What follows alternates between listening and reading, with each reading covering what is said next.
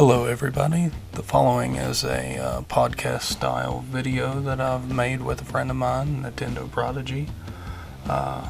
Hope you all enjoy it. It's kind of a new format for the channel. I'm hoping that maybe it'll do better than what I've been doing before. And I really enjoyed making this kind of content a little better, really just getting to relax and talk about what I think about games and movies and stuff. So if you like it, please drop a like and a subscribe, and thank you. Because he'll talk, I think he'll talk to Jeremy a bit, but him and Jeremy are both like snobs a little bit with video games. Jeremy is a snob. Jeremy is exactly what I assume every Dark Souls fan is. Like, it's dark. If you're not playing Dark Souls, then you can't play video games.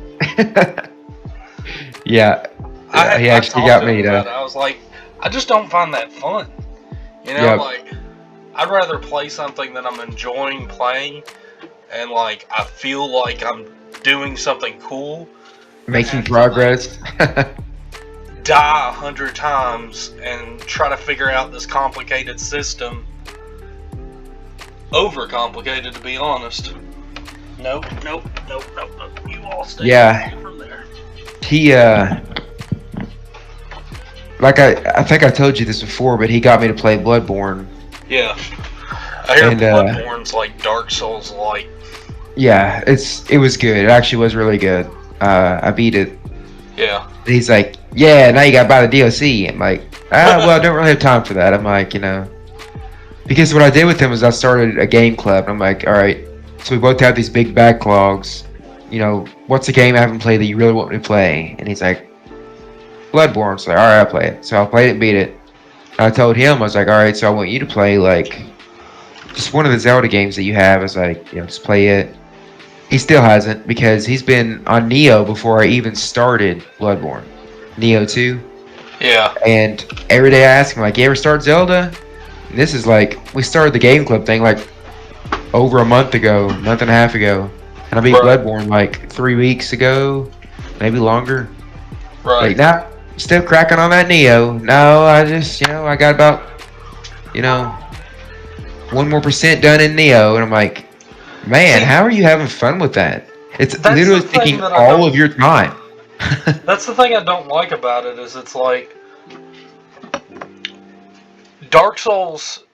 I mean, I played Dark Souls, it's fine. But I hate the fact that it's like crept into like every corner of the gaming industry. Like any kind of third person melee combat game has transitioned more and more towards Dark Souls style combat. Yep. Like you got Neo, you got like even the stuff that isn't inspired directly by Dark Souls. You got stuff that's more akin to like Devil May Cry, where it's still third person. It's still got some weight to the swings and stuff, but it's more of a fast, high action oriented. I miss when like you had a variety, Yeah. That's why I really enjoyed like the old Assassin's Creed games and like the Shadow of Mordor, because like I miss that counter based, Arkham Knight style. Yeah, that's what I was waiting on, the Arkham. Yeah. You had those three franchises that like really leaned into that, and then Assassin's Creed was like, well, we're gonna go more towards Dark Souls. So, that was one of the franchises you actually got to see it updated regularly. Work on the counter-based combat. And yeah, now I'd say the most recent game to do that would probably be Spider-Man. Yeah, Spider-Man's very similar. But Spider-Man's has a lot to do with like your movement too. Yes. It's like that was one thing. Shattered Dimensions, those older games. There was like Spider-Man Noir, which was like very like similar to like Arkham Asylum, where you couldn't just get shot by the enemies. You had to like actually hide and stuff and do that. Yeah. So The new ones, I feel like, have actually taken more from it. It's weird how close the Spider-Man and the Batman in terms of games are. But Spider-Man's always been about, like, movement, too. Because, you know, you got the web zip and everything. And you can do grappling and stuff with the Arkham games. But, like, I'm just talking about, like, the simple, like, Shadow of Mordor, Shadow of War, old Assassin's Creed, where, like, you're surrounded by 10 dudes, and you have a counter timer over your head, and you gotta time it up. There's nothing wrong with that, in my opinion. No, there's not. I know people find it repetitive, but everything now isn't much different. Like, it's not counter-based, it's parry-based, and it's still basically the same thing. Exactly, yeah. I just preferred counterattacks to parries because it felt cooler because you were actually like dodging the attack and then countering with your own attack. And if you timed it up well, you could feel like a badass. Like, I just took out 50 dudes. Didn't get a scratch on me kind of stuff. Right. But, speaking of Spider-Man, I guess we can go ahead and get into that. What'd you think of the Spider-Man trailer? So, let's start with the timeline, right? Because people have been trying to get this... They've been wanting this thing released for a long time. Right. And a couple days before, the leak comes out. So I'm late to the party because I'm like, everyone's talking about the leaked Spider-Man trailer. I didn't even know there was a leak. Yeah, so every time I saw the leak, it's like, alright, so I watched it, and they all led to this back to the same video.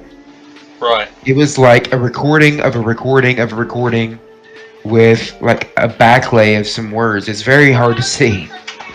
Yeah. But it showed some of the scenes that we saw, but a lot of different scenes. The CGI wasn't finished, and it didn't show Doc Ock and Green Goblin Pumpkin Bomb at the end. It actually showed Garfield and Maguire. But like,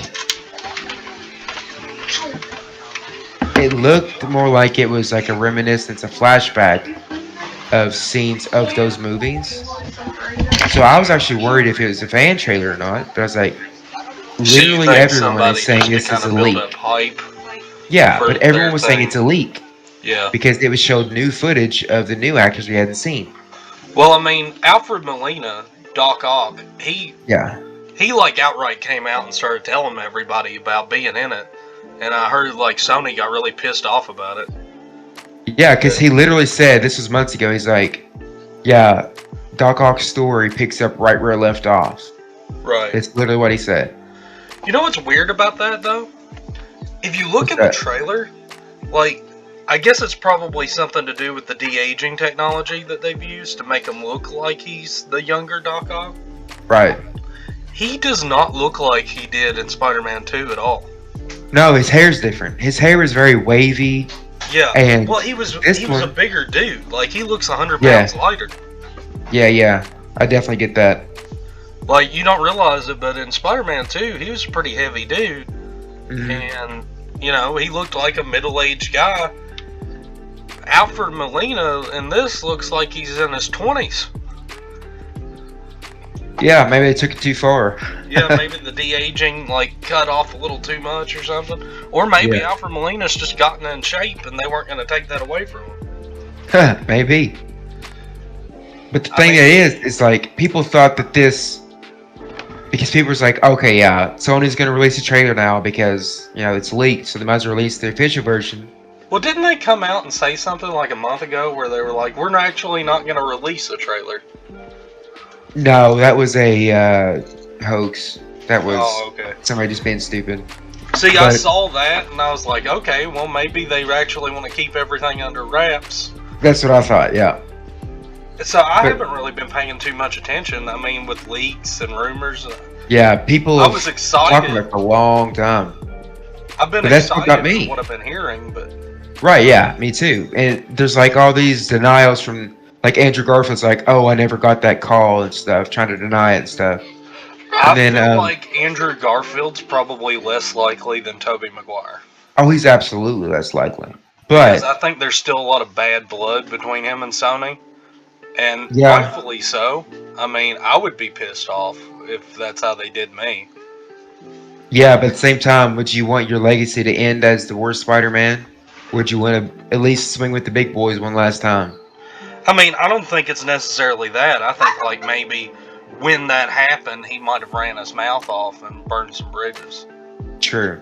Because that can happen too. Because, you know, if you think that Sony treats you like that, it just gives you the axe after they set up a franchise and stuff. Like, yeah. I heard that they were already in pre-production on the next one when they made the call. Yeah, I mean, they wouldn't have ended number 2 with the Centers for 6 basically being in the Oscorp, unless they were planning. They were doing a lot with the end of that for it to just be dropped. Yeah, and then there was supposed to be like Spider-Man was supposed to be a part of the Venom movie originally. It's supposed to be like Spider-Man and Venom. Yeah, I'm really curious to see what they do with that, because I know that, like, Disney and Sony haven't been agreeing on that kind of stuff very much. Yeah, apparently that's why they swapped his voice actor in the What If series from Tom Holland. Was because Sony. So that sounds like there's still bad blood. Well, that's I guess cartoon-wise, I figured Sony would have all the rights to Spider-Man, but maybe in the terms of What If cartoon, they don't have any rights. I'm sure that probably wasn't liked too heavily. Mm-hmm. But, well, remember, there was that whole thing after Endgame where the fate of Spider-Man was yet again like in the wind because Sony and Disney were arguing again. Right. And Tom Disney Holland wanted more money. Begged them to get over themselves. Yeah, Sony had to come to another agreement, so maybe they lost more of the animation rights. I don't like to pick sides when it comes to giant evil corporations, because I don't think there's a good person involved in this. Right. I think it's just like wish fulfillment for a lot of us fans. But, I mean, everybody wants to see more Spider-Man. They want to see more Spider-Man with the Avengers.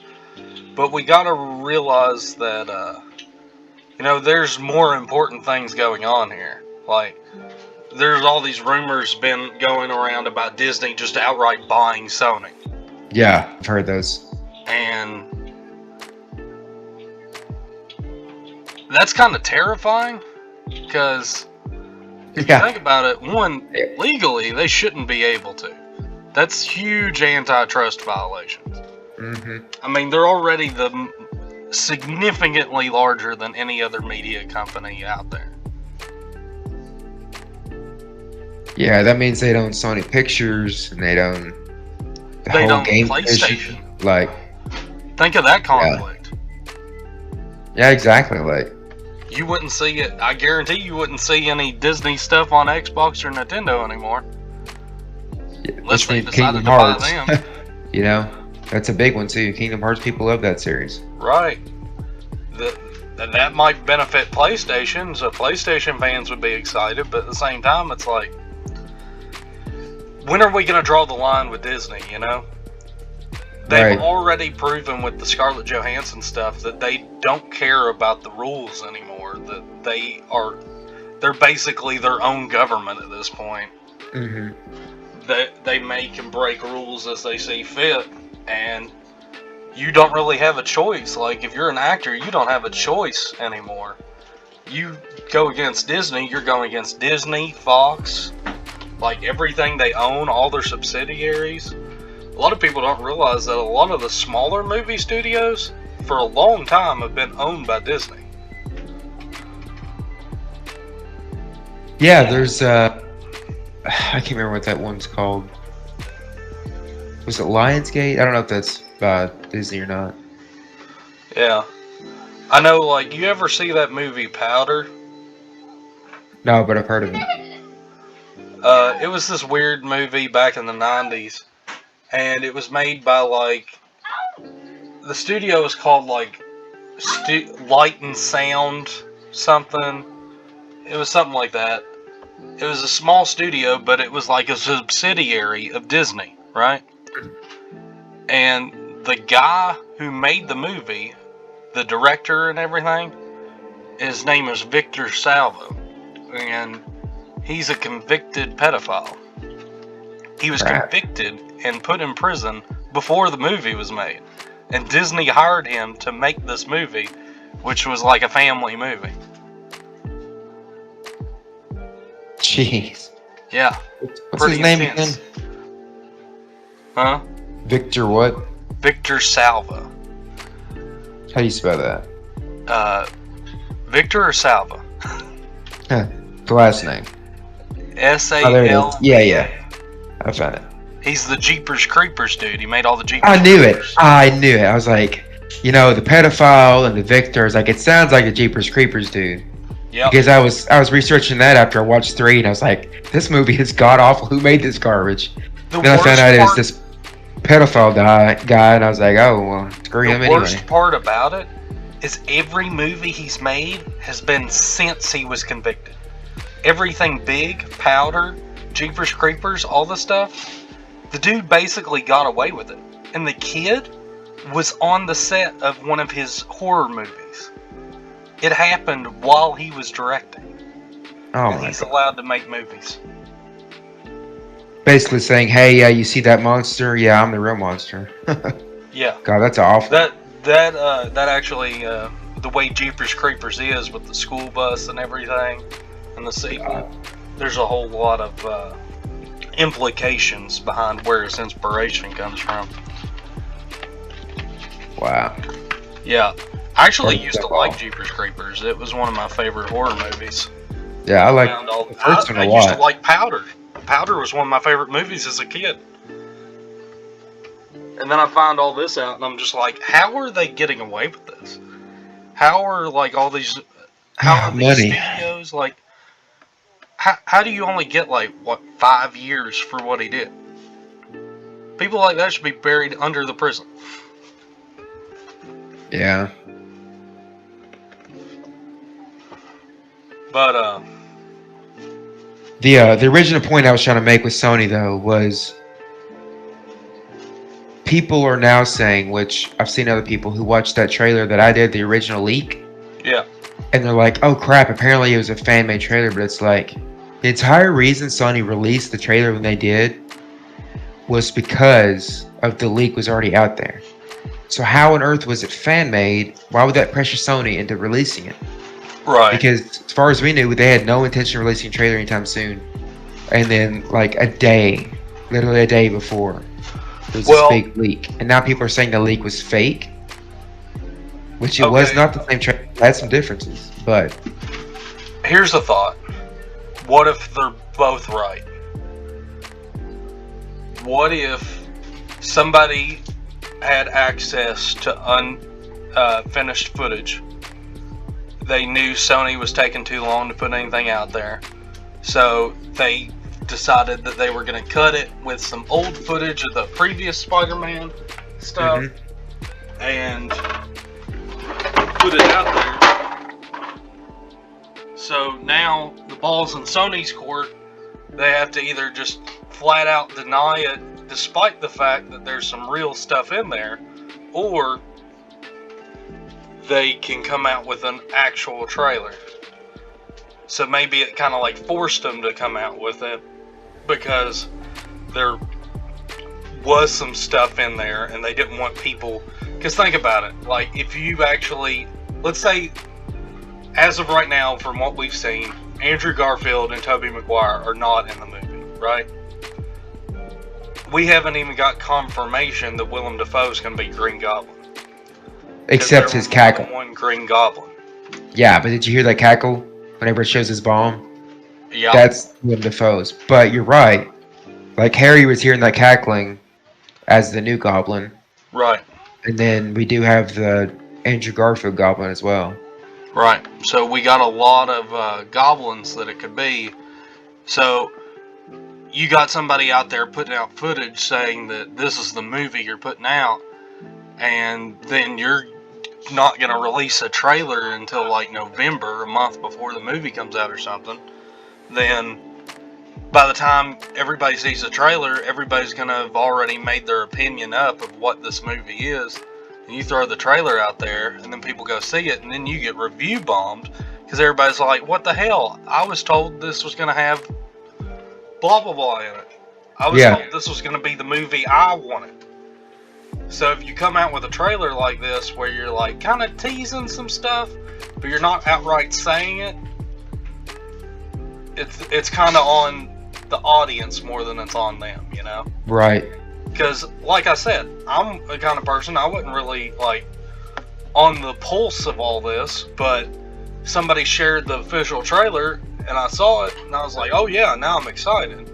Right. And everybody's speculating, like, everybody has legitimate sources now to pull from, so it builds up hype again, and hype for what we've actually seen.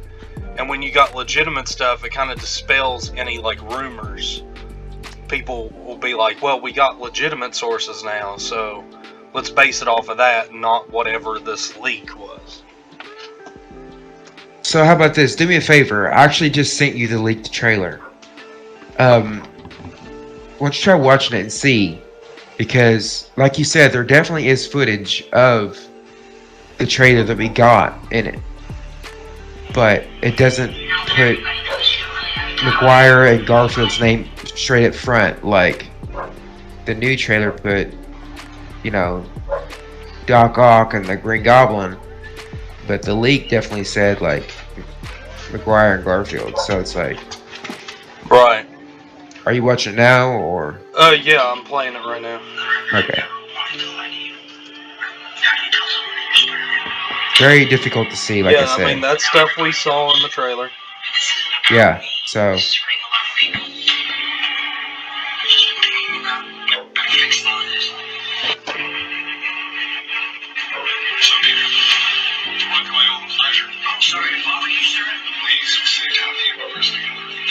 I mean, so far, everything's the same, pretty much. Yeah, this was 2 days before. Like a day and a half before the official trailer.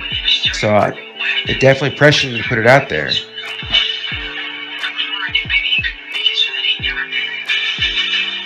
But it's not exact. There are some differences. Eventually.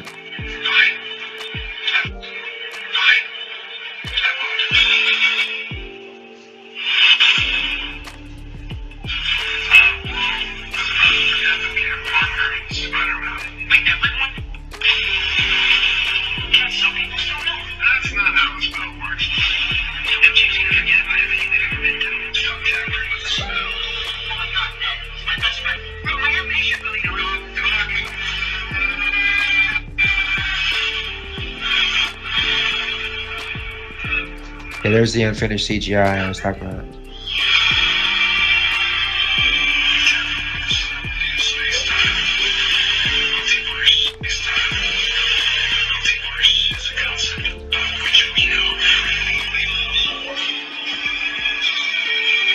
Wait a second, is this?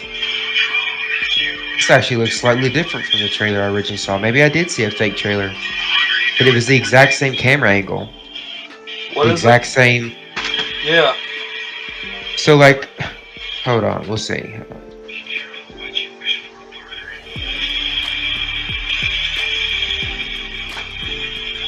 See, no, this that was moment just right here. That was straight up the same trailer. See that moment right there? A lot of people were like, how the hell does Doc Ock recognize Peter if he's from the other universe? Like, he wouldn't look anything like Peter Parker. And well, his name's kind of plastered all over the city, right? Saying he's fake. So. Right, but I mean, it's kind of like, I mean, of anybody to be able to adjust to switching to a different universe at the moment of their death, Doc Ock could probably handle it. But I feel like it doesn't really make any sense because, like, you even see it on his face. He's like, "Hello, Peter," like it's his Peter. But he doesn't know this kid at all. Like, he knows Tobey Maguire's Peter Parker. So it's got to be weird for him, right? At least in some way. It should at least... So there was an argument that, like, maybe he's talking to Tobey Maguire and not, because it cuts. It doesn't. Trailers do that a lot of the time, where it's like one person will talk and then the next person will reply, but it's like, Absolutely. when you actually watch the movie, they're not connected scenes at all. Yeah, like when Peter puts the suit on immediately after, he could very well be doing that to the fact that the city's like being destroyed, or maybe It could be completely different Goblin's fight home. Yeah, exactly. And also when Doc Ock says hello Peter, he could be saying it to Spider-Man, not to Peter in Peter form. You know what I mean? Right. Because as far as he knows, it is the same Spider-Man, just a different suit or something. And he knows that Spider-Man is Peter, so it's like, hey Peter, but he doesn't realize it's a different Peter. Another thing we've seen is, like, in the trailer, in the legitimate trailer, like, we've seen a bunch of different Spider-Man suits, including, like, a new mystical suit that, like, they say, like, they think Doctor Strange helps him make or something. That new black one? Yeah. 'Cause I saw the leaked toy of that, actually. Yeah. It's supposed to have, like, mystical powers or something. So, personally, you know, Sony has been involved with the Spider-Man games at some point, and I think everybody knows, like, they just made the animated Into the Spider-Verse movie. Like, I want Sony to go all out with this myself. I'd like to see, you know, Shattered Dimensions. Like, give me Into the Spider-Verse live action. That's what I want.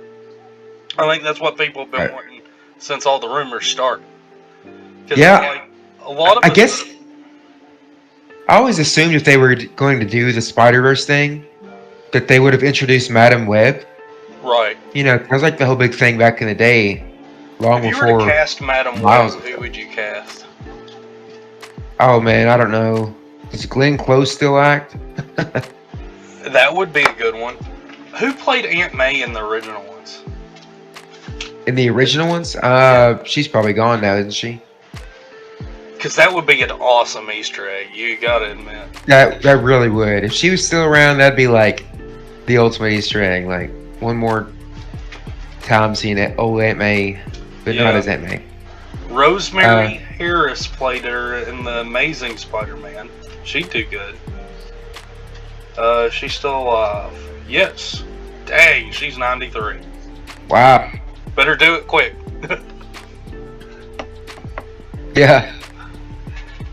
But yeah, that would be cool. I think, like, you were talking about Amazing Spider-Man being the worst one. I know a lot of people, myself included, that really like the Amazing Spider-Man run. The sequel. No, I actually like it too. Than the first one. I loved the first one because it wasn't doing what the original Spider-Man movies were doing. It was doing what, like, the Spider-Man, like, animated Spider-Man series was. You know, you had canisters of web that he had to make. They went a whole different way with it. The only thing that I thought was really disconnected was, I feel like Andrew Garfield is just a little too cool. You know? Yeah, that's why I didn't say the worst Spider-Man movies. I said the worst Spider-Man. And I think that's because it works as Spider-Man. It doesn't work as Peter. Peter's supposed to be a nerd. Right. You know, not cool. He was a skater dude, like, the whole time. Yeah. And, like, most people grew up with the Maguire. Right. You know, so of course they're all going to say he's the best. And Tom Holland is, like, really hot right now. Like, everyone says he's like, oh, this is the best Spider-Man. So it's like, Garfield is the odd man out already. So I don't feel like he'd want to... I feel like if he had the opportunity to come back, he would. See, when I look at the three of them, right? I look at Tobey Maguire and I say he was the best Peter Parker. Yes. And then I look at Andrew Garfield and I'm like, he was a great Spider-Man because we got a lot more of the Spider-Man wit with him. Because Spider-Man had that sarcasm to him. He was like Deadpool, but cleaner. And so he really brought that wit to the character. So he was a great Spider-Man. Maguire was totally dorky as Spider-Man. Right. Which I loved that, but it's not like, Yeah. here's something cool, not dorky. McGuire was the perfect actor to introduce us to Spider-Man. Yes. Because he really captured, like, we took that journey with him of learning who Spider-Man was. Yeah, and superhero movies in general. Like, that was not like a big thing before it. Right. Spider-Man. And then Tom Holland is just like this perfect blend. He's got the wit, he's got the humor, but you also you believe him as a dorky high school kid.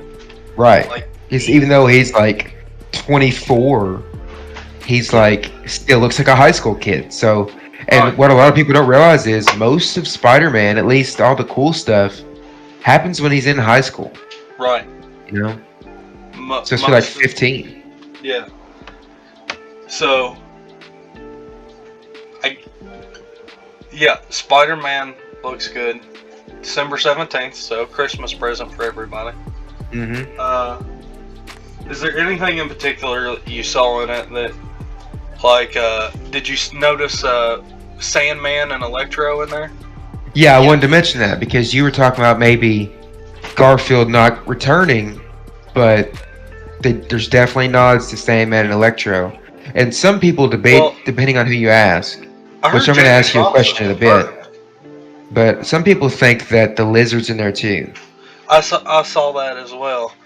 I don't know if not necessarily. Some people say it could also be Scorpion. Which would make sense because Scorpion's an original member of the Sinister Six. Which they seem to be setting up. Referenced at the end of Amazing Spider-Man 2. Yeah, you're right. No, it wasn't Amazing Spider-Man 2. Scorpion was referenced at the end of Spider-Man Homecoming. Remember, he was in prison with the Vulture. So he was. You're right. Franchise. But his suit was in the end of Amazing Spider-Man 2. Yes. As part of the Sinister Six suits. So they've been building Scorpion up for a long time. So. Yeah, and they just reintroduced. Here's a question I have for you. What are they going to do with JJ? Because at the end of Far From Home, they brought back J.K. Simmons, who's also in this movie as JJ in Tom Holland's universe, but he's also JJ in the Maguire universe. So it's like, JJ is eternal. I guess so. J.K. Simmons will always be J. Jonah Jameson. If that's how they have to break it down to me for him to be in the movie, I'm completely fine with that. I've heard JJ's eternal, hell they JJ. even based like him off of J.K. Simmons. Kind of like how in the comics Nick Fury was originally based off of David Hasselhoff, and then when Samuel L. Jackson did it, they started switching to Samuel L. Jackson. Yep. I heard that like they've actually started to switch it to where they based it off of, and so yeah, I mean, it seems like they're doing what they did with the Spider-Man video game, like how they built him up in that, because it kind of sounded like J.K. Simmons in the video game too. But yeah, very podcasty. Yeah, they're basically trying to make him Alex Jones, from what I gathered. Yeah, for sure. So that's kind of weird because I feel like they're trying to like criticize it, but at the same time, like the comics have also established that like he's not a bad guy. You know, J.K. Simmons. Right. He has a very specific reason for not trusting Spider-Man. Mm-hmm. He does hide behind a mask. He does. Right. Cause destruction where he goes, even if he's saving lives, he could also indirectly be harming lives. When you look at it, J. Jonah Jameson, Spider-Man needs him just as much as the city needs Spider-Man. He needs J. Jonah Jameson because he could turn into, symbiote Spider-Man easily. Yeah, he needs him in check. Grounds him. He needs somebody to keep his feet to the fire. That way he can't, lose his morals. Mm-hmm. And I don't like the idea that like they're trying to like kind of push it more towards he's just an asshole grifter guy. Nah, it's more important than that. But Yeah, J.K. Simmons is back. I heard Jamie Foxx was confirmed to be coming back as Electro, but I haven't seen anything. It's just something I heard, rumor-wise. But I heard that like around Alfred Molina stuff, when he was just like dropping everything. Okay, so let's talk about people that we've heard are coming back, and then mix it in with some rumor theories. Okay. All right. And you might have heard the one I'm talking about, Charlie Cox. Charlie Cox, Daredevil, right? So yeah, he was confirmed to be in the movie, and we all just thought like, you know, okay, what's he gonna be? Is he gonna be some extra? Is he gonna be some? Well, somebody was saying that he was the lawyer in the room, the one that slammed his hand down on the table. Right, that's what I want to say. Like, when they said he was gonna be in the movie, I just thought, okay, well, you know, he clearly loves comic book movies and stuff, and maybe. Did you watch WandaVision? I did not watch one of it. I watched some of the first episode, but my wife wasn't happy with it. Marvel when they do crap like that, where they cast somebody and then like, oh, they're already in the universe or whatever. They're in a disjointed universe. Because they did that with the guy who played Quicksilver in X-Men. They brought him in WandaVision. Oh. And all the fans like lost their shit because they did like an end of episode reveal of it. And then they spent the entire rest of the season talking about how, oh, by the way, he's not really Quicksilver. It was just a trick. It was like a manipulation to trick Wanda into thinking she still had her brother and to manipulate her into doing what they wanted. Which was kind of a shit move. But wait, the Quicksilver in X-Men is not the same Quicksilver that she lost. Right. But he isn't even Quicksilver in the Marvel Universe. At all. So they reused him without actually using him. That's nice. They cast the actor. He was basically literally an actor who was given super speed powers by another witch in order to convince Wanda that it was her brother, even though he didn't look anything like her brother, and spoke in an English accent and an American accent, despite her growing up in like Ukraine. Well, that's it really pissed a lot of people off, because it was like, you could have easily like did a multiverse thing there and just been like, this is your brother, but he's from another universe. But they literally, his real name in the show was like Charles Boner or something like that, and he was just some out of work actor. Wow. It was the whole like Mandarin thing in Iron Man 3. It's basically what they did there. I did not watch that one, actually. You think that it's going to be them, and like you have every reason to expect they're going to be in the movie, and then they just were like, nah, we're not going that way. That's crazy.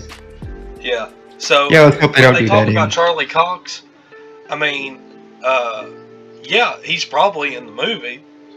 And Marvel probably wants you to think that that's what they're doing, because that gets more people to come see it, because they want to see that kind of stuff. But he could also literally just be a lawyer or a background character, and they give like a little wink to it, but he's never officially recognized. It's true, but there are some things I want to say about that. Number one, it isn't like Sony versus Marvel, where they're both making two different things. Yeah. Like, Daredevil was made after Avengers. And throughout all four of the Netflix series, especially the Defenders, which had all four of them together, they explicitly mentioned the it was connected to the universe. They called it all the time. They was like, oh yeah, the incident. Oh yeah, after the incident. And so it was connected, you know. It wasn't by Sony. It was by, you know, Marvel. Right. So there's more of a chance for it to be included, but especially because like Charlie Cox is such a good Daredevil, and it would make such sense in the situation, because who else would believe Peter and try to help him, but somebody who can tell if you're lying or not. You know what I mean? Right. And also, Spider-Man and Daredevil have been like, I don't know, they've intertwined more than like any other superhero crossover. I feel like anytime I ever seen anything Spider-Man as a kid, I always had Daredevil in one form or another. The Right. 90s animated Spider-Man series, actually- the 90s PS2 game or PS1 game, like it was always those two together. Yeah, I mean, Spider-Man always had crossovers with, like, Spider-Man was probably the most collaborative hero in the entire Marvel universe. Probably why I like him so much. I mean, Spider-Man even had, like, crossovers with Blade in the animated series, which are completely different, like, audiences. Yeah, well, that's like Spider-Man and Punisher. And Punisher and Blade are very similar in audiences. Spider-Man and Deadpool, there are tons of those. Yeah. Spider-Man is like the moral compass of those duo teams, you know? He grounds those characters really well. And, I mean, Spider-Man's part of the Avengers. I mean, he technically could be in the Defenders because he's a New York-based hero. Yep. So it's like... Yeah, because Punisher was in Daredevil. He was also basically a defender of New York, even though he's not as much a hero as he is an anti-hero. But Punisher and Spider-Man also, all the time together. You know what the Defenders show really needed? They needed a fourth character. It was a shame there were only 3. If only there were 4 characters.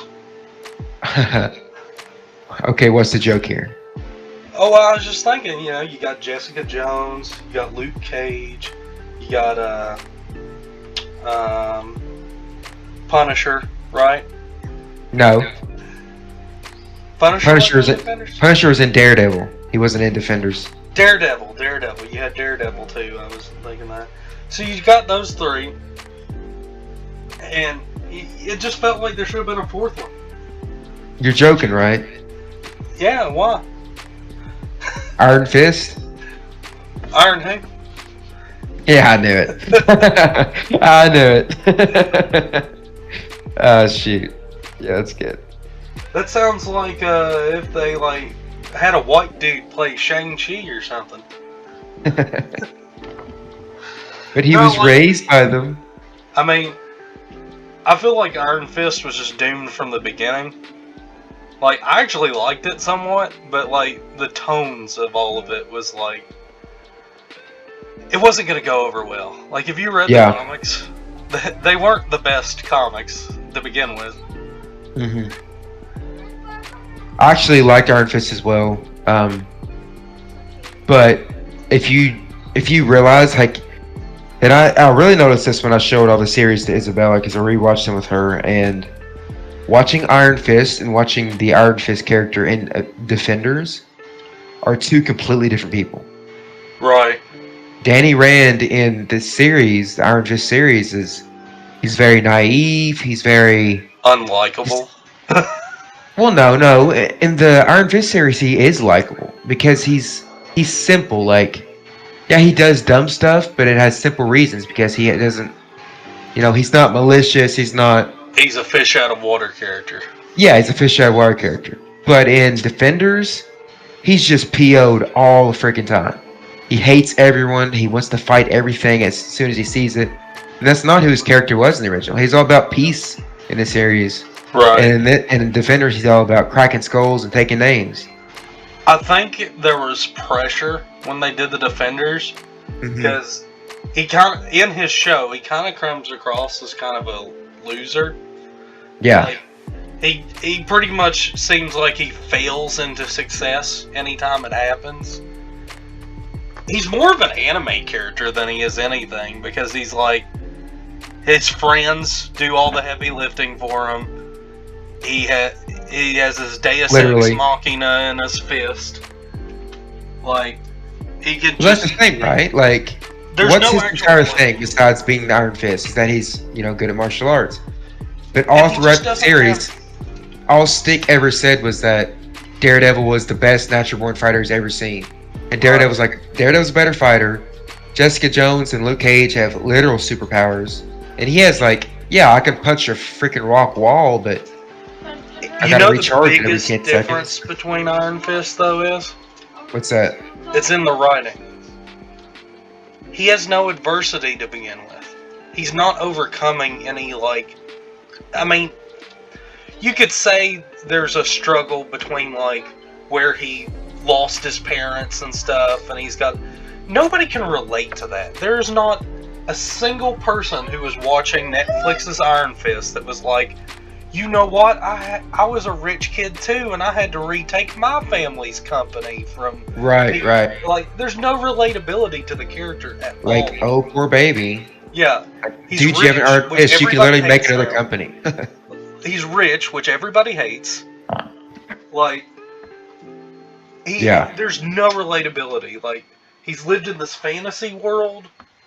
Like, there's nothing about his character that you can relate to in any way, shape, or form, and that was what really hurt him.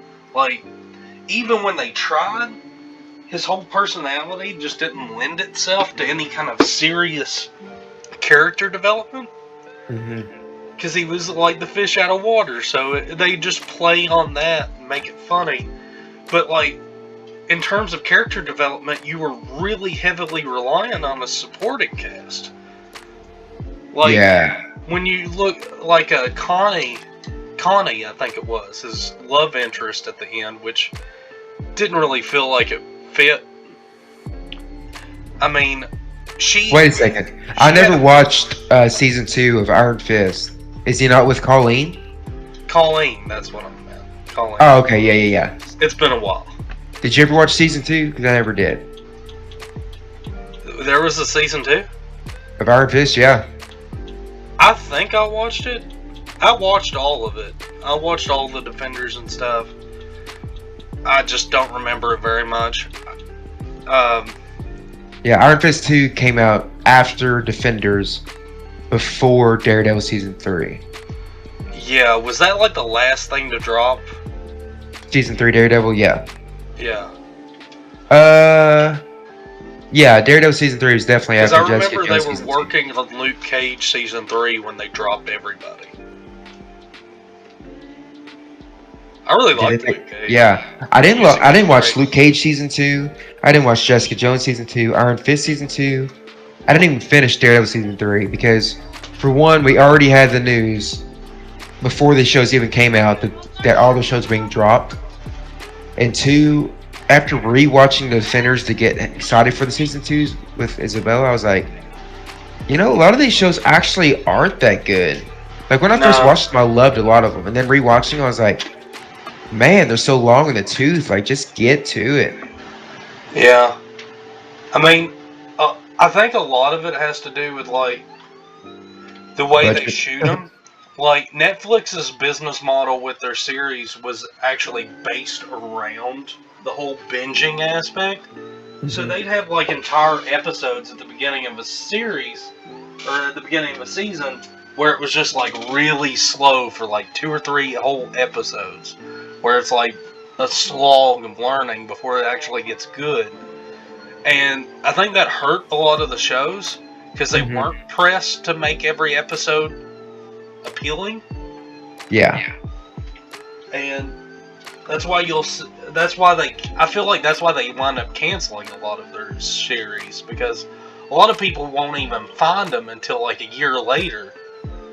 And then when they find them, they're like, oh, this is really good. And then find out they're not even making another season, so you're like halfway through the season, you're halfway through the series, and you're like, well, if they're not going to finish it, why am I even bothering? It would be so cool if they like picked up Daredevil again though and actually made it, because Daredevil's always been one of my favorites. Well, the biggest problem with all that was Disney Plus. Yeah. I feel like Disney was just like, there's too much like entangled licensing and stuff with it. Like, we're just gonna cut clean and dry. Like, but Punisher though was so good. Oh yeah, John Punisher Bernthal. series. Oh yeah, he was a great Punisher. I think that's the problem is like where they had those actors in the show, and then like I'm sure Netflix has some licensing over the show. You know, like I'd say that like Netflix was kind of like borrowing the license to make the shows, but Netflix itself has the rights to the shows. Therefore, you know, Disney can't just, you know, Disney can't just remake the shows and throw them on Disney Plus Without throwing Netflix some more still money owns towards the intellectual Netflix. property. Yeah. So it's like Disney owns Punisher, but Netflix owns that Punisher. Right. So it'd get really messy. So what does your gut tell you then? Do you think Daredevil will be in Spider-Man? Because I was looking at the outfit of the lawyer and the outfit of Charlie Cox and Matt Murdock from the show, and it was spot on. But it's a tie, you know, a white button up, and some khakis. It's not hard to emulate for any lawyer, you know. So I would love to be disappointed by this, but right now my money is on the actor will be in it, but they will not acknowledge him as Daredevil at any point in the movie. If for no other reason than this movie is already going to be really busy. Yeah. Hopefully it's not Amazing Spider-Man 2 and Spider-Man 3 busy. Like, yeah, two Spider-Man villains, 3 is a great example of watch what you're doing. If you're trying to do Sinister 6, you might wind up doing Shitty 3. It's pretty good.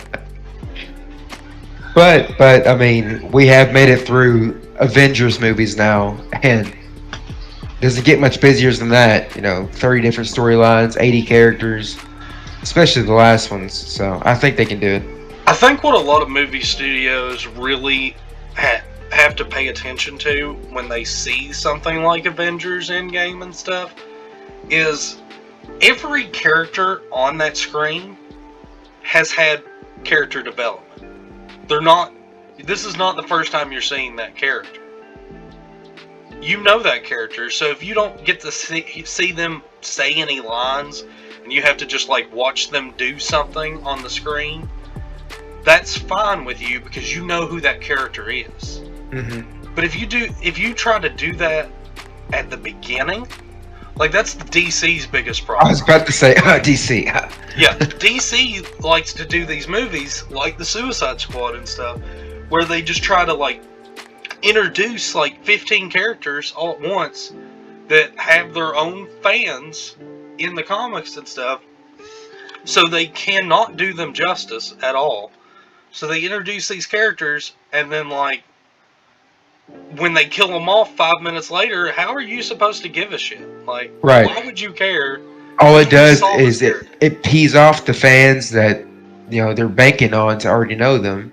I think that's one of the reasons why it gives new people we don't give five craps because we saw them for 3 seconds, didn't read the comics, so we don't know who they are, and now we already know not to care. So really, like, who's the fan here? Like, who's it pleasing? Yeah. I mean, that's one of the reasons why I feel like Deadpool 2 kind of, like, felt weaker than the first movie. Because, you know, they did that shit. They introduced a bunch of characters, and then you get to see them all die immediately after introduction. Right. Yeah. Like, I mean, Deadpool's always funny, though. It's, like, super funny. Yeah, I think Deadpool does it on purpose, almost in a mocking way of how the rest of them do it. Mm-hmm. But it's like, you can do that, but you can't like focus on that character. Like, have you seen the new Suicide Squad? I did, yeah. What do you think of how they like framed the whole beginning of the movie around Michael Rooker's character? I don't remember what he was called. Me either. Blonde dude. Yeah, the guy who sold him out, yeah. Yeah. Well, no, that's Pete Davidson's character. Oh. Michael Rooker, yeah, you're talking about the long-haired dude. Yeah. Yeah, long-haired blonde. Yeah, like, it was like, I thought he was about to break out some, you know, bad A scene, and he starts crying into the ocean, And knowing they're gonna kill him, and then they kill him. The entire first 5 minutes of the movie is framed like he's the main character. Yeah. And it really was. It really was.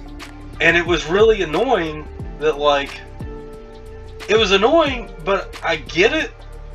Like, they definitely could have done worse. Like, if they had done that, like, halfway through the movie and killed all of them off like that, that would have really annoyed the shit out of me. It really would annoy me more like that as well. And what I kept telling my wife was, okay, it's literally called the Suicide Squad. None of them wanted to join it because it's the Suicide Squad, because they know they're going on suicide missions. Right. So, like, that made it more digestible for me to understand it. But at the same time, I was like, I wanted to see more of these characters. But at the same time, I'm glad if they're going to kill them off that I didn't see more. Right. But then it's like, why even throw them in there? Yeah, that's kind of how I felt. Like, why'd they bring back the Boomerang dude just to kill him off? I was really worried that Pete Davidson's character would get too much screen time. So I was kind of happy when they killed him off, like, immediately.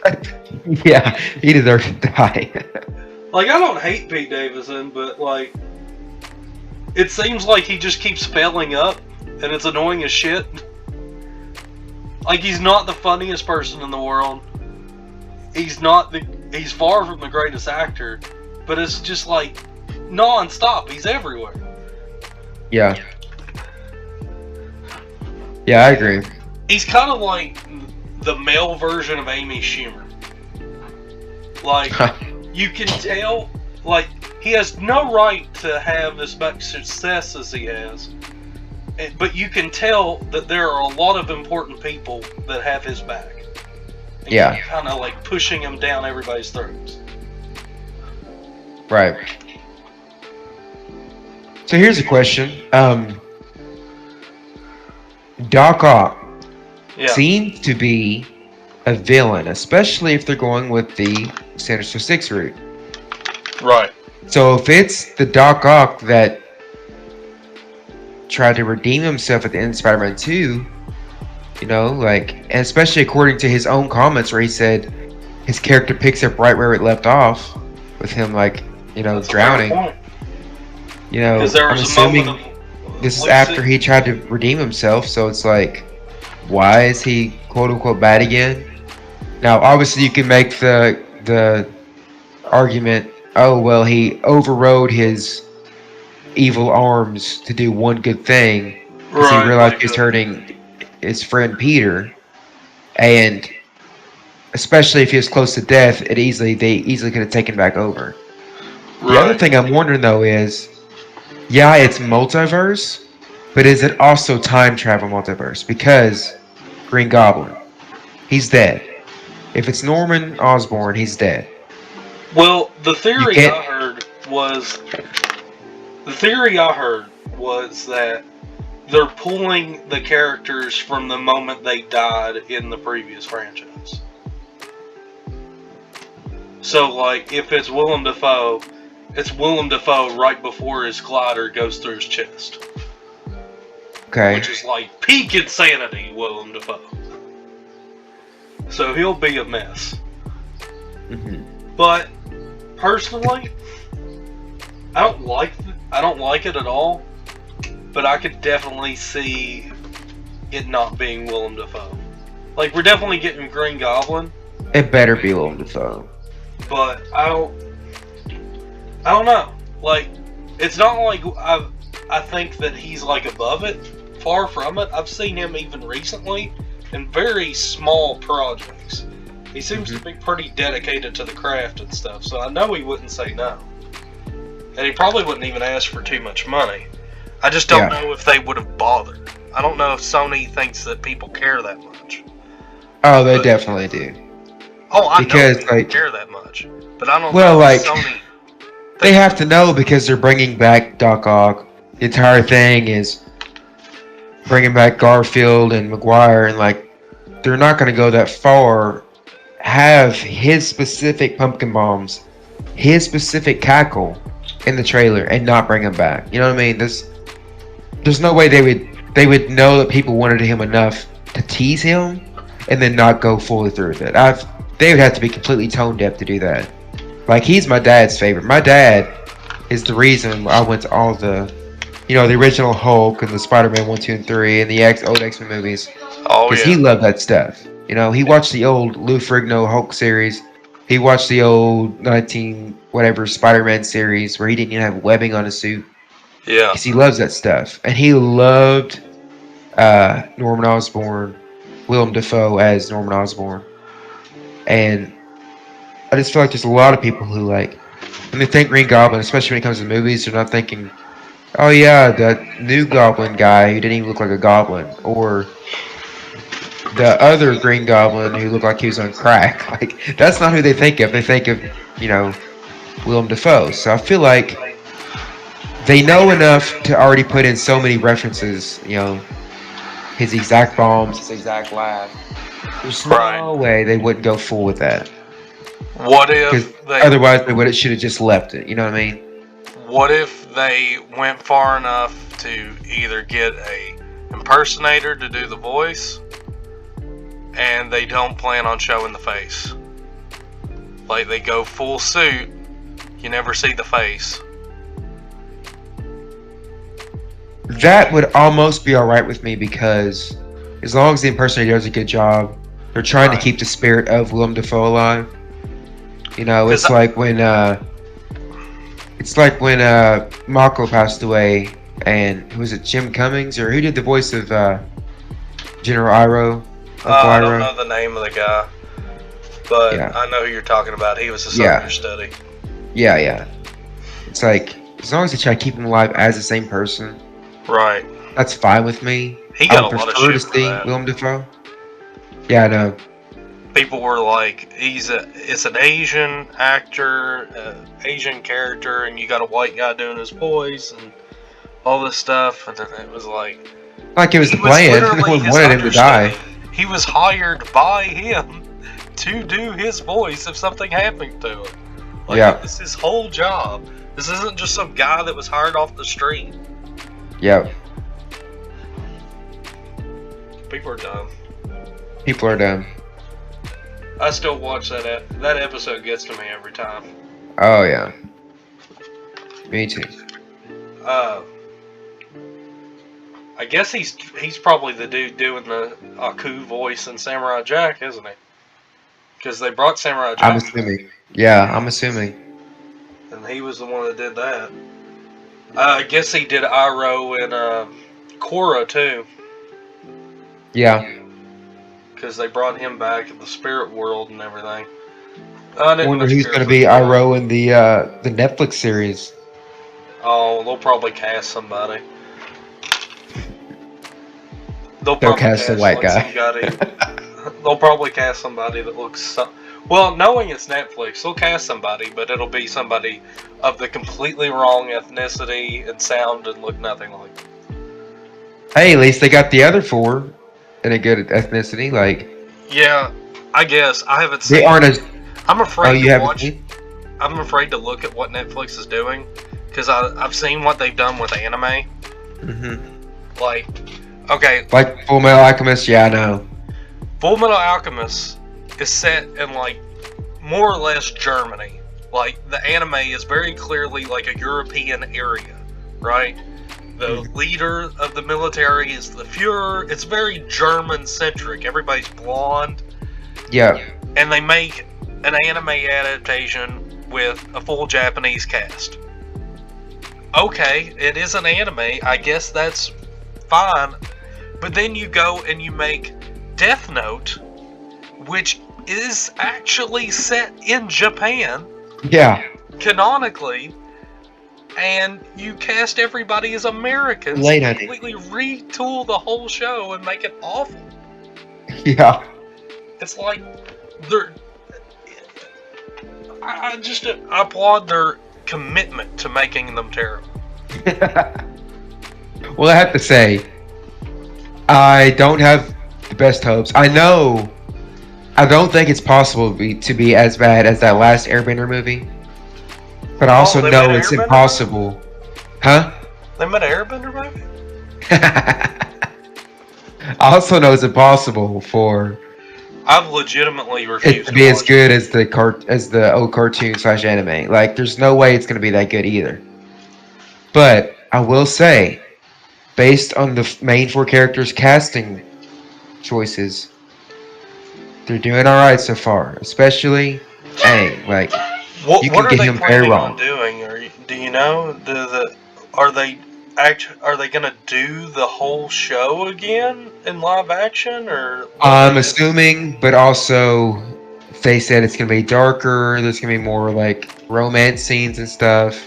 But I like don't they know. literally have like Aang literally looks like he's 12, maybe 14, and Katara I definitely looks like don't she's like how those two things are underage. combined. So yeah, hopefully it's like We made it I don't know. darker, and we made the actors younger.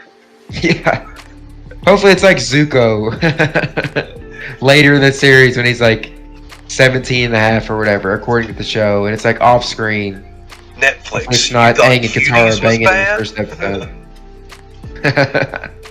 You ain't seen The Last Airbender yet. Yeah. We're dedicated to this. But, yeah, so we talked Spider-Man. Any video games coming out? You hear? So Jeff Keighley did the Gamescom thing, right? And they were giving out awards for the best games. But awards for games that were announced. Like Elden Ring won Best PlayStation Game of 2021. But it's not a PlayStation game. It was part of the PlayStation side of things, apparently. But it's not even out. How can you give an award to a game that's not out? That Like, you could say, like, you know, yeah. because it was already shown off before that anyway, so it's not even a reveal. It's not best reveal. It's not. Yeah. Elden Definitely Ring. wasn't the prettiest game. Like, it looked good, but it wasn't like visually outstanding. I think it looked a lot like Sekiro. It's just the it's the implications of the I think game it that get looked people like- excited. It's the open world. It's not the I think it looked like an open world fantasy Sekiro. yeah. Like, that's what I was saying earlier. I was like, I don't like Dark Souls games because they're all the same game. Like, you play one of them, you played them all pretty much. Mm-hmm. So, I don't know. It's just that was really frustrating seeing them pull that kind of stuff, giving awards to games that aren't even out Yeah, that is in frustrating. a year that they're not even coming out in. Yeah. They showed off a little Far Cry 6 stuff. I guess there was Age of Empires 4 stuff, but I didn't see it. I'll play it because I got Game Pass, and why not? But I liked Age of Empires. It was one of the first computer games I ever played, and it was fun. I still play it every now and then, but it's like 4 doesn't look like it's nearly as big enough of a leap as it should be. Like, there were a lot of people comparing like the recent remaster of Age of Empires 3 to it, and like in Age of Empires 3, like the water of the ships, you can actually see the reflection of the ship in the water texture when you're sailing around. And in Age of Empires 4, it's just shadows.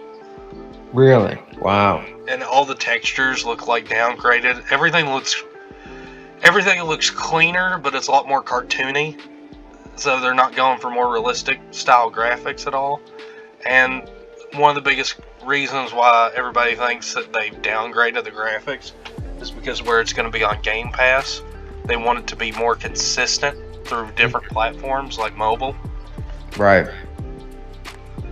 So they downgraded the graphics across the board. They're showing you like the mid-tier stuff on the trailers. But I mean, Age of Empires isn't a freaking mobile game. It's a PC RTS. Like, that's who your audience is. If you're not going to cater to them, who are you making this game for? Yeah, you're not gonna play it for 5 minutes on the train. You're gonna sit down and experience it. Right. Um. There's a new Tales game, Tales of Arise or something like that. Yeah, yeah. There was another one of them. I've never played any of them. Me either, actually. Really? I figured that was kind of up your alley. Are they Switch games or? No, like it's been going. It started out on the Super Nintendo in Japan way back in the day. I have the one I always hear about is Tales of Symphonia. That's Manny's favorite. But that's like back on the GameCube, Dreamcast. But I've yet to actually play any of them. Yeah. I hear they go through the alphabet, so it's like whatever the name is, the Tales of whatever is of the alphabet. So it's Tales of Arise, and the next one will be like Tales of Brilli or whatever, and the next one is Tales of something with the C, you know. So Yeah. they go. There's been a lot of them. So I'm surprised I haven't played any of them. I've heard of one that starts with a V. Tales of something. Vesperia, yeah. Oh yeah. Tales of They went all the way Xillia, through them. yeah. Yeah, so it restarted.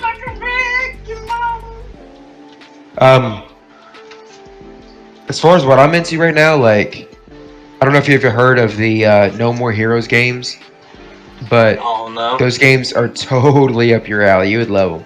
Really? It's like, yeah, the main character, he's an otaku, but like, I don't even know how to explain it. It's so off the wall crazy. Like, it's about assassin. Sounds anime. It's very like anime inspired because it's made by Japanese people, but the main character is not anime. Like the art direction is not anime. It released on the Wii. It's cel shaded, but he looks like a regular dude.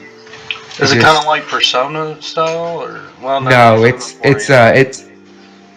like Borderlands shell It's less anime. Yeah, it's like it'd probably be more like Borderlands shell shaded, but more anime than Borderlands, less anime than Persona. Okay. But basically, you're an assassin. You meet this girl. She's like, you have to climb the ranks of the assassins. And so, like, you're killing these ranked assassins to be number one. Because you want to be number one. And your name is Travis Touchdown. And it's just crazy. Like, you have a beam katana. That's your weapon. It's basically a lightsaber. Like, pretty much. And it runs out of juice as you use it. So it was back on the Wii, and the way to charge your beam katana was to hold it straight up, like at your crotch, and shake it up and down like you're jacking off. That's how you charge your weapon. And there's a lot of that crazy, like, humor in the game. The humor in the game is what makes it. And anyway, the third one after, like, because 1 and 2 released on the Wii way back in the day. They released a side game on Switch a couple years ago, but it's been like 10 years or more since the last game, and they're finally making number 3. And this one isn't about becoming the number 1 ranked assassin. It's very much, you need to watch the trailer, because if you watch the trailer, you'd want to play it. It's completely different. It doesn't go in the story of the other one, so you don't have to worry about that. Yeah, you really should. But it's very anime. Yeah. But without being an anime. It's good like that. Yeah. Like, the guy's whole shtick is that he loves anime, but he lives in the real world, basically. Okay. So it's very over the top, very humor based, but it's also like, it has serious moments too. It's kind of like Metal Gear. You know, Metal Gear is like really over the top. Yeah. And it's more like, more realistic, but at the same time, that makes it less realistic. Yeah, it's kind of like that. Yeah. Manny's the one who got me into it. Of course, he played it. Yeah. I never played the Ni no Kuni games. I know he was really into those. Yeah, he actually sent me the first one through the mail. Really? I played it. I liked it. I didn't beat it. But when it came down for the wedding, I gave it back because he said he spent like $60 on shipping. Oh my I'm like, I'm not doing that. So I give it to you now. Thanks for the Canadian customs opportunity. are crazy. Yeah. It's weird how we signed that North America Free Trade Agreement, and yet Canada still has their own customs making sure that we don't send anything there. Yeah.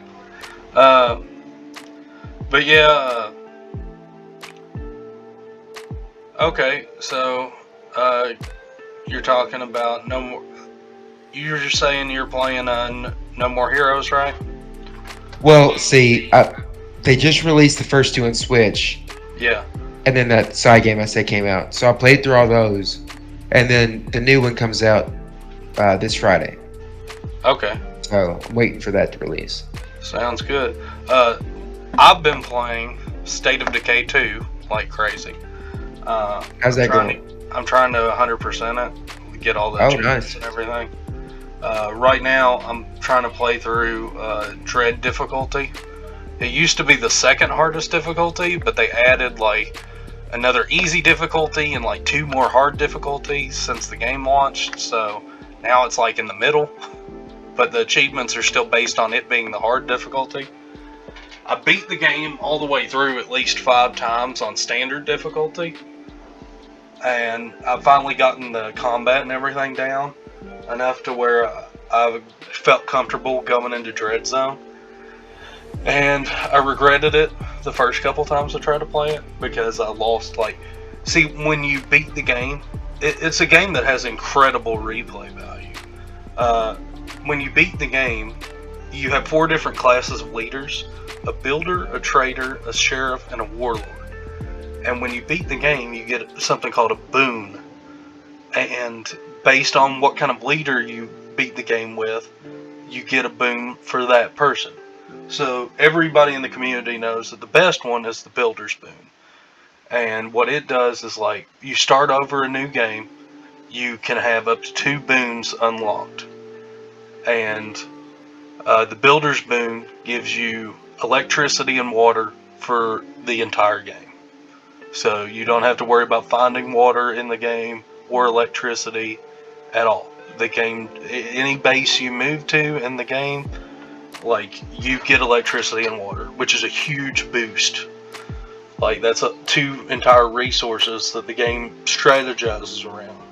So, like, there are certain, like, workshop stuff that you have to have power for in order to use.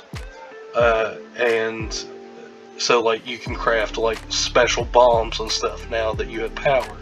And it also gives you a morale boost, because there's a lot of, like, complex, like, base management and, like, RPG elements to it. So you have, like, a risk level based on the sound you're producing, and that goes up for every survivor you recruit to your group. And it also goes up whenever you build something, or whenever, you know, anything you do factors into your risk, basically. And if you have too high of a risk, you'll get attacked. The zombies will siege your base, and you'll have to defend it. And the higher up your risk is, the more zombies attack. And in higher difficulties, that gets really bad, because you also have, like, plague zombies. I don't want to get into the whole game, but basically, right now I'm trying to play through Dread difficulty.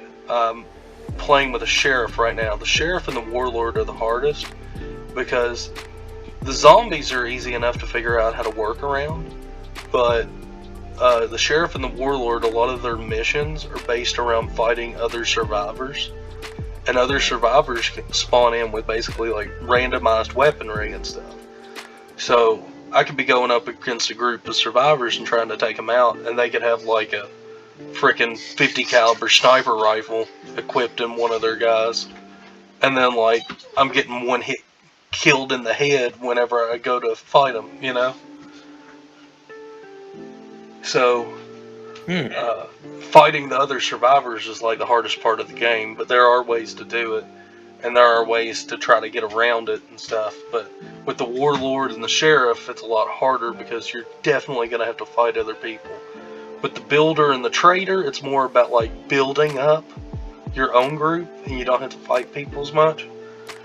And they're, like, The game, it's almost like random events in like a Fallout or a Skyrim, where like you'll be walking along and like something will happen.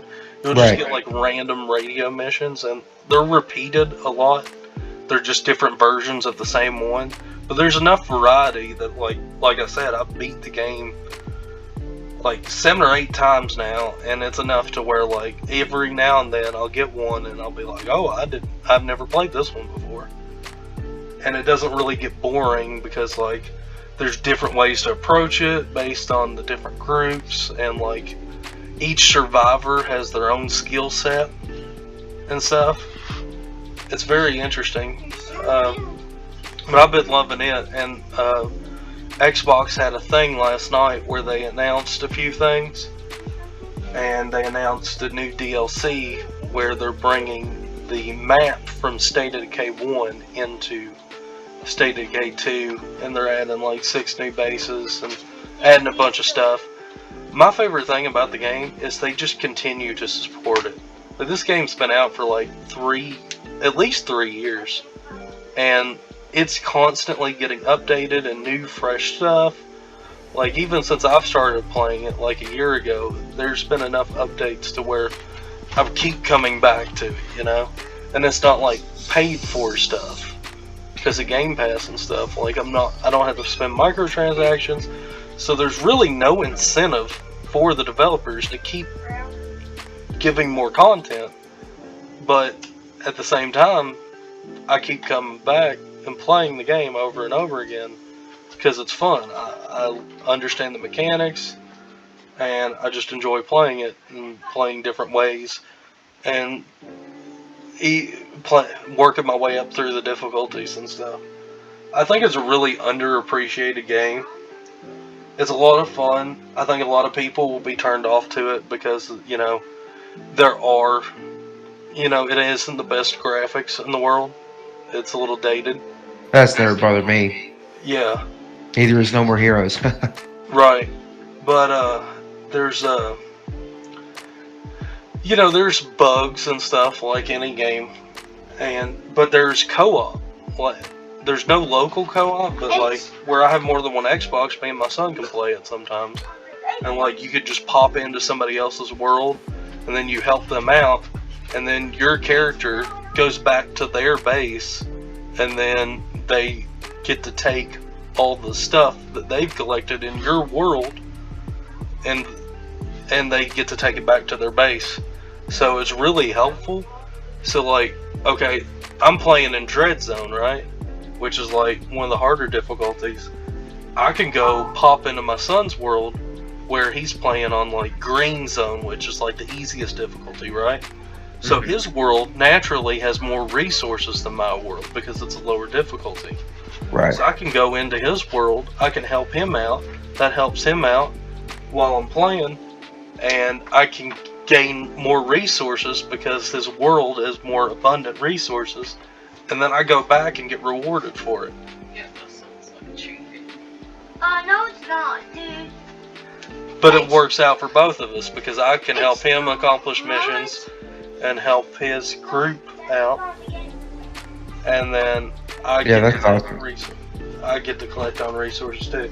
And it even it separates containers, so you don't feel like somebody's taking all your stuff. So it creates if I'm playing by myself, I can loot everything in a building, right? If I go into a building while we're playing co-op, my chests are blue and his are yellow, so we can't loot each other's stuff. But if we love that. But if we want, we can trade it out. So if he needs something and I don't need it, I can just drop it on the ground and he can pick it up. Doesn't really have a way to trade anything directly, but right. Reminds me a lot of Borderlands. Because Borderlands, you had your own loot as well, if I remember. Yeah. Yeah, I think that is how Borderlands was. We used to play Borderlands too, but neither of us were really into it that much. Yeah. But yeah, so they're coming out with a new DLC for that. I guess it's free with Game Pass, like all the other stuff has been. And I mean, they've announced State of Decay 3 already. So I thought they did. They showed the the deer, right? The deer was Yeah. looking pretty zombie-like. You said that was new. Yeah, they didn't have. There are no animals in the game, so I'm hoping the new one is very like a lot more survival focused. Because this one's more like base oriented. It's a little more urban. So I'm hoping there's some wilderness survival to the new one. But I just like how Undead Labs is like keeping the content coming, even though they have no incentive whatsoever. Yeah. Like, Yeah, that that's really always builds good. credit. I was about to praise, CD Projekt Red because they did that with like Witcher 3, but anymore it's kind of hard to praise them. Yeah, I mean, CD Projekt Red pulled a whole Hello Games on everybody, so Yeah. right now they just got to worry about building the reputation back up. I mean, The, I have Cyberpunk on my computer, but Yeah. I haven't played it. I haven't played it. I don't even remember. Did it come out last November? Yeah. Yeah.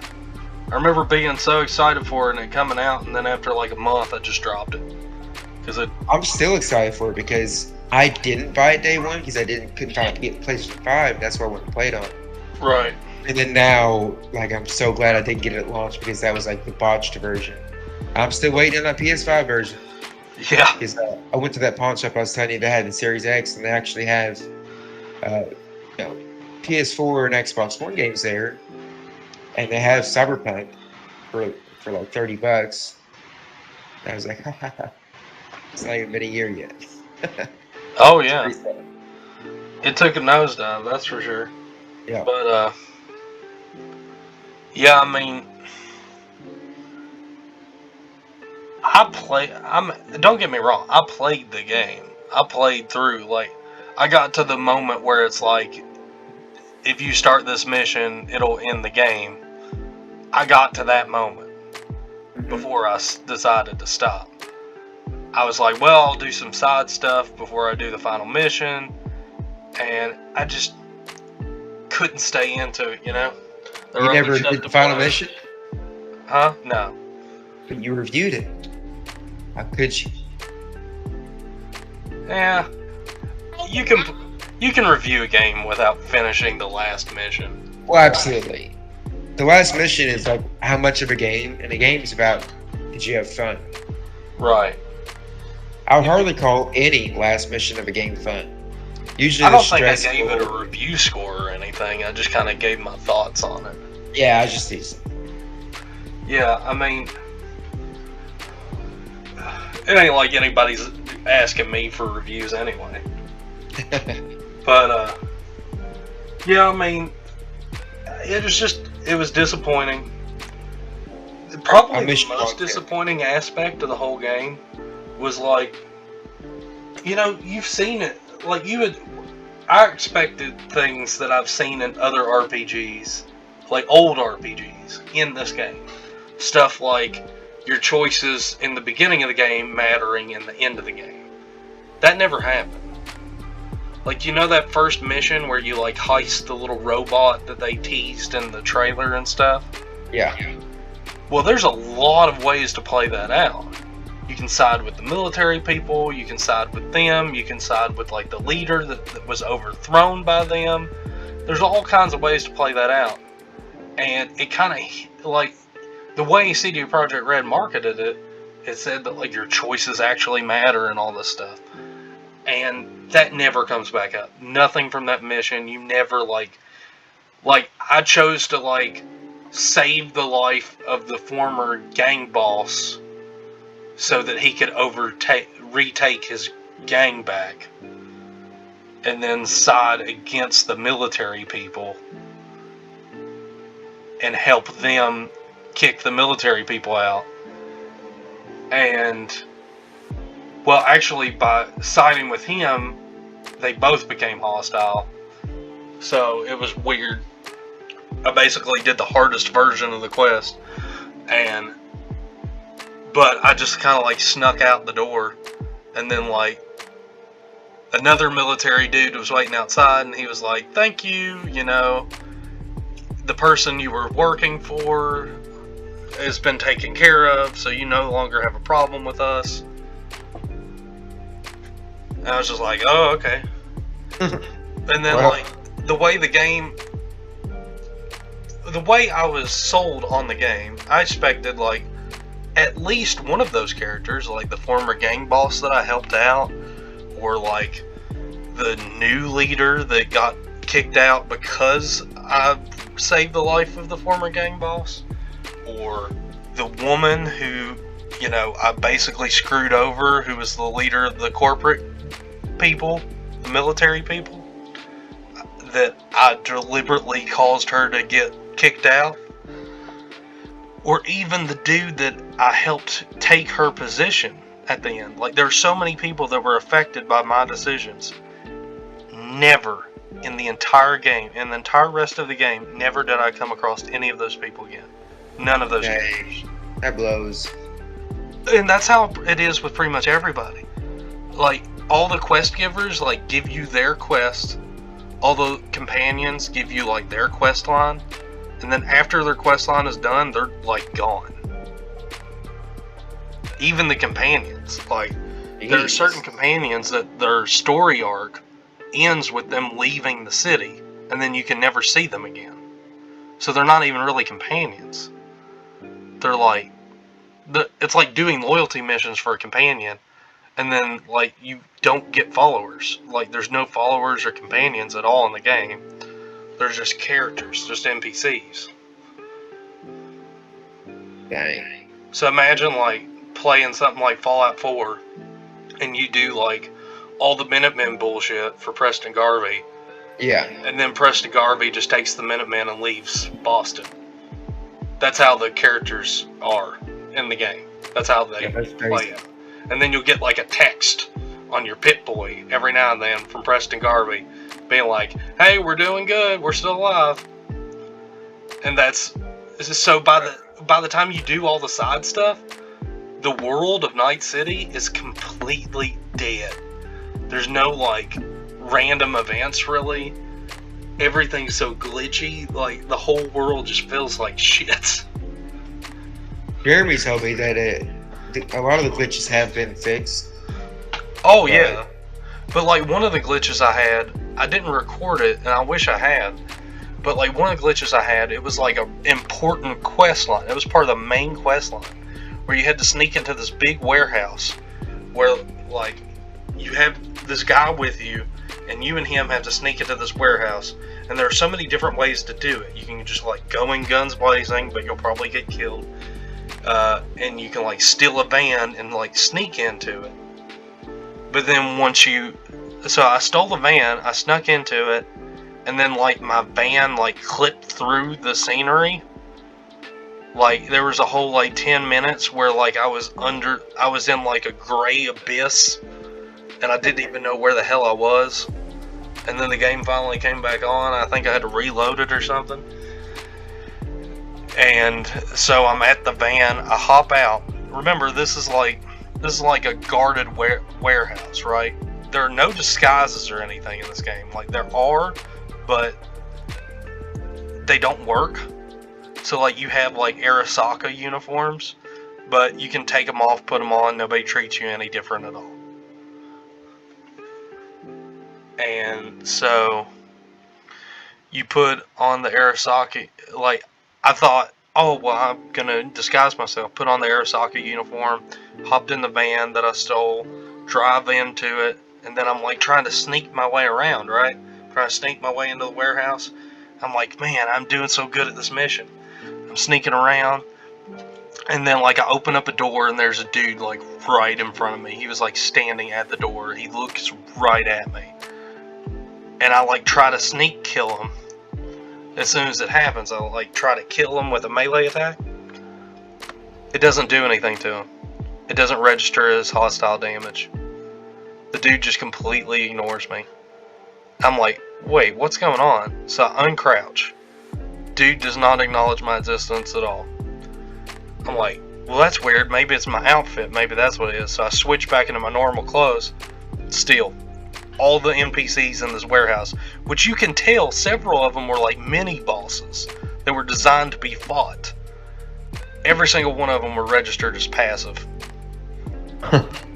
like I could walk around them. Like there was like a loot chest at the end of it. Like the whole point of the mission, I literally could have just walked in the way the AI was registering me. Walked right in, took it, walked right out. No challenge, no game to it at all. And that was one of the bigger missions. It's supposed to be like a heist, and it turned into a fetch quest. Man, I'm still gonna try, but my expectations are so low that I don't know. I think that's how you should go into games. Yeah. And that was the first episode. Remember to like and subscribe. Thanks for watching.